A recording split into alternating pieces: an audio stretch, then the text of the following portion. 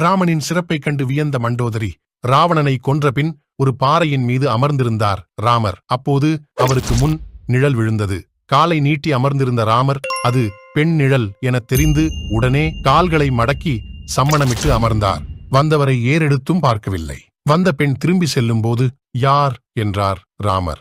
மண்டோதரி, ராவணனின் மனைவி. என்னை எதற்கு பார்க்க வந்தீர்கள்? என் கணவரை யாரும் இதுவரை வென்றதில்லை.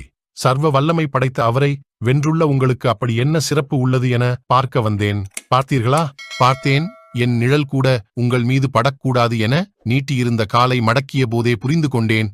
எப்படி? நீங்களோ மனைவி சீதா நிழலை தவிர்த்து மற்ற பெண் நிழலை கூட உங்களை நெருங்க விடாதவர் என புரிந்து கொண்டேன். அதனால் என் கணவரோ தோற்கடித்த ஆணின் மனைவியை உடனே தன் நிழலில் கொண்டு வருபவர். அதுதான் உங்கள் இருவருக்கும் உள்ள வித்தியாசம் எனக் கூறி ராமனின் பதிலுக்கு காத்திராமல் திரும்பி சென்றாள். நன்றி, வணக்கம்.